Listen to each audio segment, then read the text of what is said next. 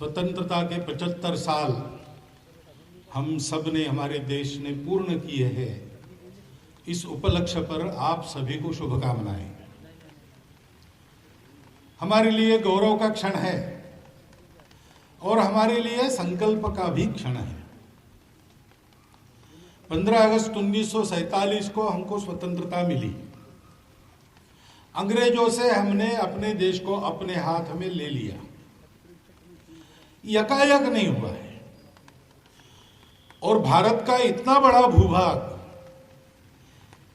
एक राजनीतिक छत्र के नीचे, एक सत्ता के नीचे, अपने स्वयं की सत्ता के नीचे तो शताब्दियों के बाद आया।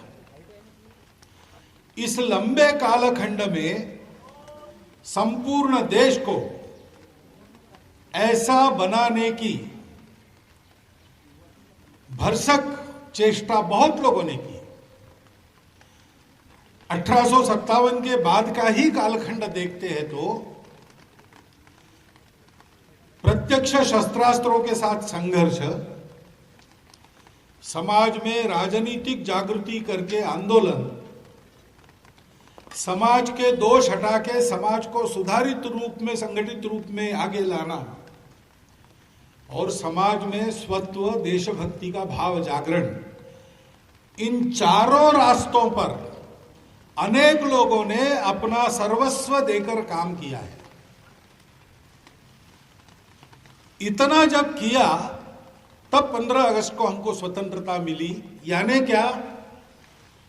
तो हम अपने देश को अपने मन के अनुसार बनाए, अपने समाज की उन्नति के लिए, अपने समाज की आकांक्षाओं की पूर्ति के लिए हम अपने लिए अपने देश को बड़ा बनाए। इसलिए हमको उस देश को चलाने का स्वातंत्र्य मिला। हमने लिया, मिला यानी किसी की कृपा से नहीं मिला, ये पूरा लंबा संघर्ष करने के बाद मिला। अब वो तंत्र तो हमको मिल गया, लेकिन उसको स्वतंत्र बनाना है। उसकी प्रक्रिया भी तब से शुरू हो गई। स्वतंत्र बनाने में अनेक बातें रहती है। जिनको स्वतंत्र होना है उनको सब मामलों में स्वनिर्भर होना पड़ता है। विश्व से संबंध तो रखने पड़ते हैं, लेकिन अपनी इच्छा के अनुसार हम रख सके इतना सामर्थ्य कमाना पड़ता है। जिनको स्वतंत्र रहना है, अपने स्व का तंत्र खड़ा करना है, उनको अपनी सुरक्षा के बारे में एकदम पक्का चाक चौबंद होना पड़ता है और अपने स्व के आधार पर युगानुकूल पुनर्रचना तंत्र की करनी पड़ती है। अपनी संविधान सभा से इस प्रक्रिया का प्रारंभ हुआ।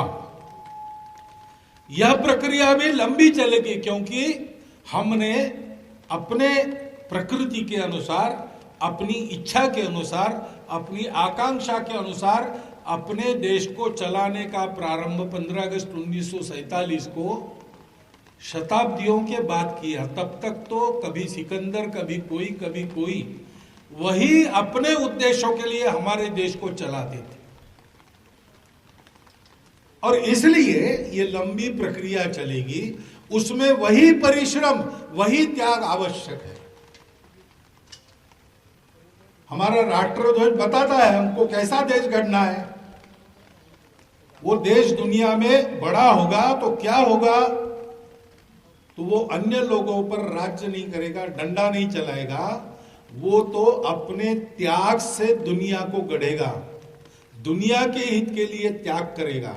इसलिए राष्ट्रध्वज के शीर्षस्थ रंग को हम भगवा रंग कहते, केसरिया, जो त्याग का, कर्म का, प्रकाश का, ज्ञान का रंग है। और ऐसा हम तब कर सकेंगे, तब हम अंतर्बाह्य शुचिता युक्त बनेंगे, पवित्र बनेंगे। अपना स्वयं का मन विकारों से ग्रस्त नहीं होगा, शांत होगा। इसलिए दूसरा रंग सफेद है। और यह हम तब कर सकेंगे जब हम अपने देश को पहले खड़ा करेंगे। तो सब प्रकार की समृद्धि का, लक्ष्मी जी का प्रतीक हरा रंग उसके बाद में है। और यह सब हम करेंगे बाय हुक और क्रूक, ऐसा अंग्रेज में कहते हैं, ऐसा नहीं। यह हम सब समाज की, मानवता की, पर्यावरण की, सृष्टि की धारणा का धर्म पालन करके करेंगे। इसलिए अपने ध्वज के केंद्र में धर्म चक्र है, अपना धर्मप्राण देश है। इन बातों को समझकर हमको अपना परिश्रम करना चाहिए। आने वाले दिनों में ऐसा देश खड़ा होते तक हमको कभी ये नहीं पूछना चाहिए कि मुझे क्या मिलेगा, मेरा देश मुझे क्या देता है, मेरा समाज मुझे क्या देता है। ये प्रश्न छोड़ दीजिए।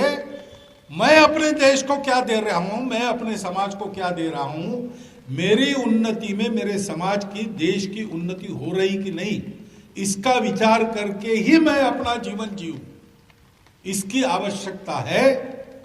जिस दिन इस संकल्प के साथ हम सब लोग चलना प्रारंभ कर देंगे, दुनिया को आश्चर्य लगेगा, दांतों तले उंगली दबाकर दुनिया देखेगी, इतने गति से हमारा देश सर्व सामर्थ्य संपन्न, समरसता युक्त, शोषण मुक्त ऐसा देश बनकर सारे विश्व को सुख शांति का नया मार्ग दिखलाएगा।